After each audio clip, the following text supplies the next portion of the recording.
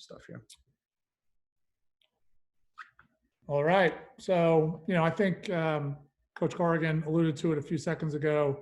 There are certain things that we cannot discuss. So no specific questions about my university, and we can't answer those things. And a lot of stuff is unknown because there is, the pandemic, how college campuses, a lot of the college campuses are going to be hosting a lot of the summer events that take place. And so there's a lot of unknowns, but I will answer as many questions as I can. Should I just scroll up? So one of the questions was, how is recruiting for the 21 class change in regards to the new circumstances? I don't know. I think there are some college coaches who go out and watch high school games during their spring seasons. I think that's really difficult because you're focused on your current team, and then you have practice and film and recovery and getting ready for your upcoming games. I know there's some college teams that schedule their practices in the middle of the day so they can go watch high school games in the afternoon. So I don't know how much from a live viewing standpoint has affected, and I'm not trying to minimize a high school coach's perspective and the disappointment in their season ending, but I don't know how much is being lost there. I can say that I didn't spend a lot of time watching high school games online. I just, you're so fixated on your own team that there was only so much energy that you had. I think that as far as, the reception of emails and things like that, obviously there's a dead period that's been extended. So there's nothing that we can do anyway as far as visits and interactions and hosting campus visits and things like that. So, obviously highlight films and all of those things are always valuable. I think, that stuff is always going to remain valuable and probably even more valuable now. And it will become even increasingly more valuable if the summer becomes some smaller version of itself. And, so how it's changed, I think it's given all of us a chance to kind of go back and assess, what we saw from last November and the previous summer. Every school has a different mentality around how they look into the future and how they organize the data of how, when they go to see people play, some like to be a year or two ahead. Others are more focused on the 21 class. But I think that's probably mostly what's going on, is going back and looking about what right now. What did you see in November? What emails have you gotten? Communicating with high school coaches and youth coaches to get feedback based on maybe something that you liked on a video, collecting academic information if you're allowed to based on that age group. And hopefully going into the summer, whenever that starts, having, feedback from coaches and an assessment from either a live view or a video assessment. So hopefully that answered your question. See if there. I'm getting some on my end. Okay. We can see what's happening. We locked new members joining. So if you have somebody who wants to join, it's just, clowns trying to break in and disrupt the session. So if you have somebody who wants to come back in, have them let us know.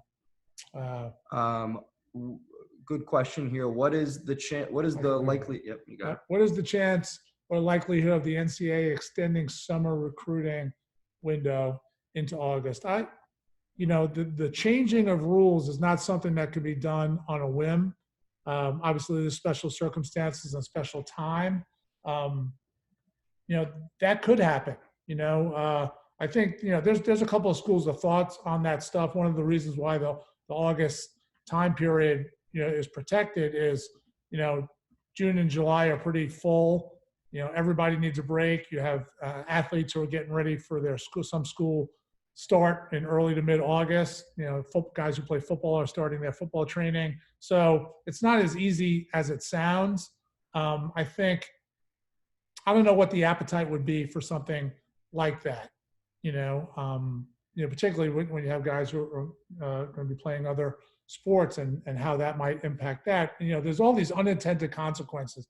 And I think a lot of us, and me included at times, look in a narrow, prism of what this means for me or my team or what's important to me. And then you start thinking about families, and you start thinking about other sports, and you start thinking about other experiences. It's not as easy as doing that. But if you put a gun to my head, I'd be skeptical about that being changed or manipulated in some way. There's so much going on, and when you have 40-something sports that the NCAA has to manage and govern, and that think about that multiplied by all those sports and the manuals and what that would mean. I think that's a lot to ask, but that would just be my opinion. The question that came up: has the Ivy League decided how additional year of eligibility will be adopted? What's your sense of how the current seniors and underclassmen may? There has not been a decision, other than there's not been a change relative to graduate students being able to participate. And as far as my sense, I don't have a sense. I've only been there 8 months, so I don't have but I know it's being discussed, and I think the longer that it's gone on, the discussion that they're maybe trying to find a way to accommodate those who would want to do it within our league.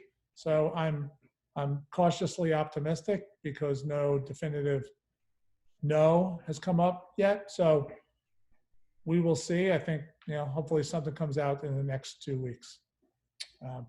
One consistent theme I'm getting for questions is, when will you switch recruiting from 21s to 22s because the summer may be screwed up, or will you at all? So the question was, because of the unknowns of the season, the spring seasons being gone for high school, unsure of what the summer is going to look like as far as summer events and club teams and things like that. How does that affect the 22s? I don't know whether I can have a sense of what it means to the 22s until I get an understanding of what it will mean for the 21s. I think the piece of advice that I would give, because it's a piece of advice I'm giving my team, it's a piece of advice I'm giving to our staff, is, the only thing we know right now is that we're all home in some definition of home or another. And, you have your current team that you have, and you have your current players that you have, and how we're talking to them, how we're trying to work on skill development and culture development and engagement through technology, and how they manage each other and how they inspire each other and challenge each other. That's, to be honest with you, that's what I've been focused on. Yes, we are getting emails and we're responding within the framework of what we're allowed to do.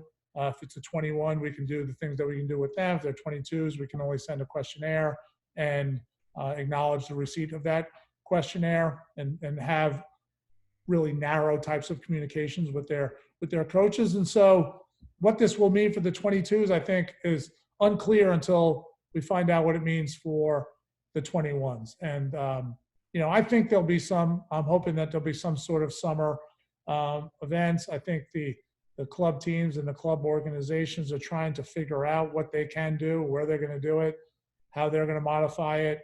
But more importantly, I think your message to your players is do what you can do.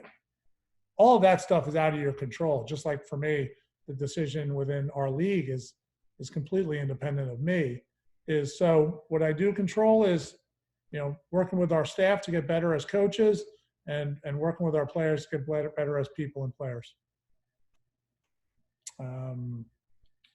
One question: are you adding more tourneys to your summer itinerary or less? I don't know whether there'll be more or less. I think, what I do think, and I think this is, kind of more of a natural thing that's been happening, is the events that are taking place on your campus become really important. And, hoping that they are allowed. I don't know whether the things that we're going to do on our campus this summer are going to happen or not. But, I think one of the things for the 21 class, in some ways, it maybe forced them to narrow their list of schools down, because it may mean, hey, I'd like to go visit this place, or I'd like to go visit that place, or go play at an event at that place, or go to play at an event where that school is going to be represented. I think the validity of the events that do happen I think for parents and club coaches being really militant and finding out who's actually going to be there. And you can learn a lot about an event on how transparent they are about that. I don't think that's always been a real genuine, transparent, honest thing. And having children that went through this process, I know that was a question I was always asking. Am I going to invest this money in an event if Joe Smith's not even going to be there? So finding out whether Joe Smith or Jim Jones are going to be there becomes really, really important. And as a customer on some level, because we're all in that, asking that question is not an unfair one, especially if there's going to be less events. And I don't know whether there's going to be more events because there's only going to be so many days and so many places that events can be pulled off at. Let's see. Question: Do I value IQ or athleticism more in an attackman? Oh, you can't have both. That's a great question. You know, I think athleticism is you can change it up to a point. You're blessed or cursed with a certain level of athleticism, and you obviously want to work on your footwork and your endurance and all the things that go into your skill. But I think that's up to a point.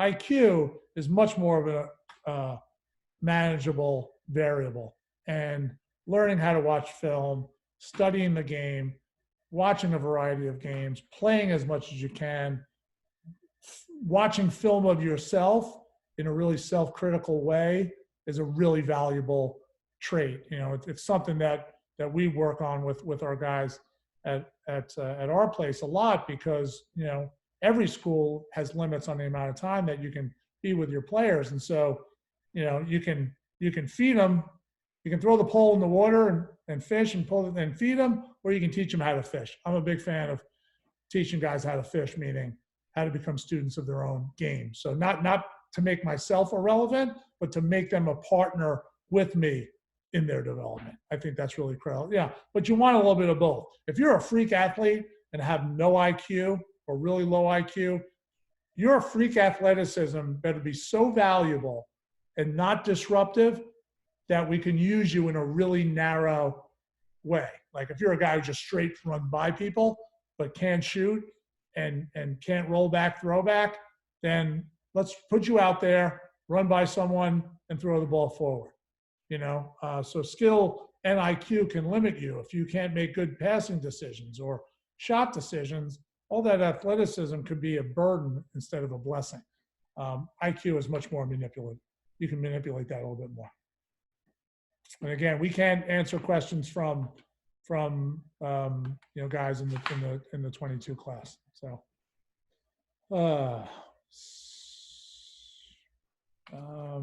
is there anything else? I'm getting a few. There's a question. Do you think reclassifying will become the new normal given the NCAA's extra year? I think that's a great question. I think the concept of postgraduate years and transferring for high school guys, postgraduate years, transferring to boarding schools, all of that has been has really blown up in the last 10 years. And I think, you know, and again, for a variety of reasons, somebody trying to hide a bad academic year, or the school that they want to go to doesn't have any room left, or they had something happen in their background that they're trying to put into the rearview mirror. So that I think that had been growing anyway, the number of guys doing that, because there's, you know, the growth in Division I is, you know, has not been tremendous, combined with the growth in maybe the wish list schools has stayed kind of flat. And so there's only so many seats at that table. So if doing an extra year or pushing yourself back for all those reasons I mentioned puts you into a different category, you can totally see why that's happened. And but that world is a really demanding academic world, so it's not going to be for everybody. But I do think that depending on the number of, you know, people that take their fifth year and the number of seniors that come back, and you know, you can definitely see a spike in people PGing to put or transferring and repeating years to put themselves in a different class. But again, much like this fifth year thing, not everybody can afford that. Not everyone loves school. Not everyone wants to go to a place that's really demanding academically, and you have to afford it. And it's those places are not inexpensive. So, but if you ask me, I would say I would see a growth in that, in the number of kids who decide to PG, and either for the reasons I gave or because they think it's going to be too crowded on some of the teams that they're interested in going to. One question I got: are you adding more tourneys to your summer itinerary or less? I think I answered that. I don't know whether there's going to be more or less, and I tend to not go to more. Checking off boxes is less valuable than getting full and deep understandings of the people that you're trying to see. So I don't see myself going to more things, and I don't know whether there'll be more. There's another question. I don't know if I can answer. The one. Ted's iPhone. It was I'm about. not sure. Yeah, it was about September 1st, and what do I think September 1st would be like? Again, it's much like the question about the August time period being pushed back if June goes away. I just don't see. Those rules were just put in place. I think there's too many implications to change rules that are specific to our sport to push them back, because I think it affects too much. And but I don't know. But I don't think there's been any conversations about changing August or September 1st. A question from Coach Moreau: when you recruit defenders, what are you evaluating when you watch players in summer tournaments? What makes you take notice and quickly put a line through their name? Is that Mark Moreau from New Jersey? Shout out Jersey.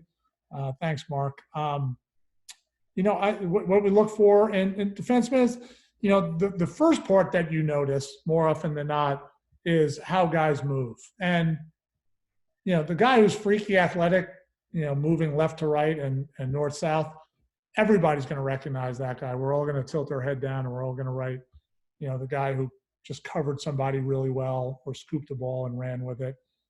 I tend to value less the guy scooping and running with the ball. You don't get negative points for that, but I want to see guys guard people and I want to see them play off ball. But when, personally, my philosophy is after I've, watched a guy guard a variety of people and I feel comfortable in how he moves. And one of the things you also try to do is, of the things that you don't like, are they coachable?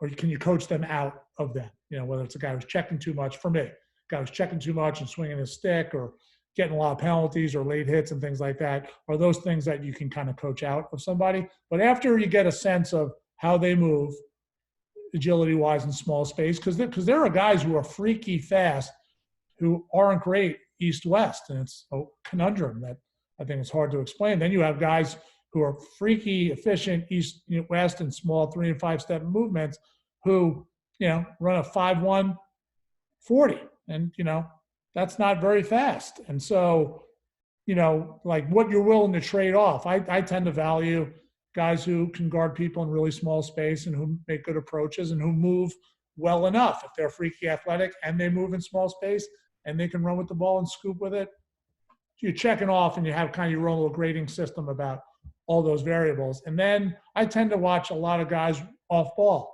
And if they don't work off ball, I don't write them off. They just might not have been coached to care about that enough. But if they are good, that means they're down the road on some of the things that are really important. And like I said earlier, you're off the ball on defense 80 to 90% of the time. So if a guy is already making that intellectual and mental development and investment because someone told him, his coach told him it was really important, and don't worry about his guy scoring, worry about your defense getting the stop. So I tend to watch that, and I'm listening for communication. And if he's not communicating, I'm listening for him reacting to someone communicating at him.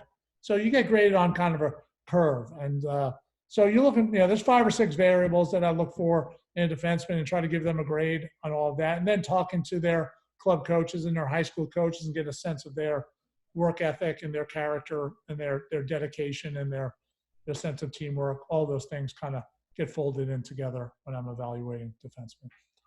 So. Question from Coach Bergman, texted in, what's a better recruiting platform to be recruited, a prospect day or a big national event? Wow, getting Coach Bergman getting text questions. Guys, big time. Yeah. Coach Bergman, Philly, what's up? I think, so the question was, what's better, a prospect day or a tournament or event? I don't think that's a question that's easy to answer. Each of them have value. The prospect day is typically smaller. It's typically been curated on some level within the NCAA rules. The you're playing in front of, you're going to a school because you're interested in that seeing that school and playing in front of their coaches. And you're playing against a universe of people who have the same feeling. So it tends to bring much more ferocity and competitiveness and pride on some level to perform on a really high level. The prospect days gives you an ability to see a campus and meet the coaches and see facilities and get a sense of the vibe of a place. The tournament gives you typically more games.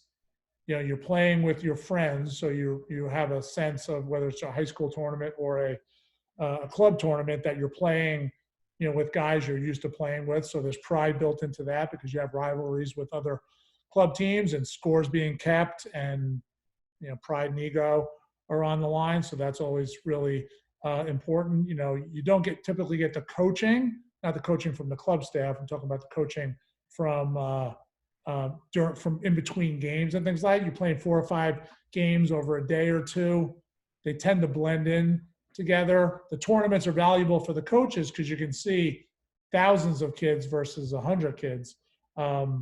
So there's value in the coach. I think when my kids were going through this, my mentality around it, we were living in Indiana at the time, is, we did 3, maybe 4 events when my kids were going through this. I didn't want them to get burnt out.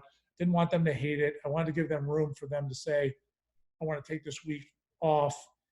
I want to see my friends, or I want to work on my game by myself. The summer doesn't always lend itself to breaks and the ability to step back and critique yourself, coming back to what I've talked about a few times, which is becoming a student of your own game, and where you can critique and rip apart your own film and ask yourself, why did I do that?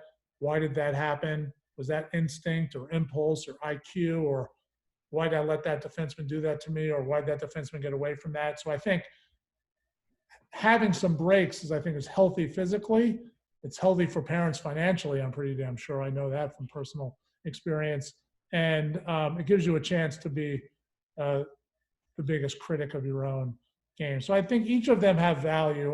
When I do some of these recruiting presentations, one of the things that I did as a parent was I made a decision on how much I could spend from a budget and a time and a legitimate, commitment level. And then I worked backwards from that. And that allowed me to have conversations with my kids that said, we can't do all of these things. We can only do, because we want to do some stuff as a family, when you do some individual events and some team events. And then it allowed you to create a weekend, a summer that was manageable from a travel and an investment standpoint. So short answer is they both have value, but I think if you work backwards from, what I'm interested in, how much I can do, and what I can invest in, I think you could probably get to an answer pretty easily. Anything else? You get any on yours? No.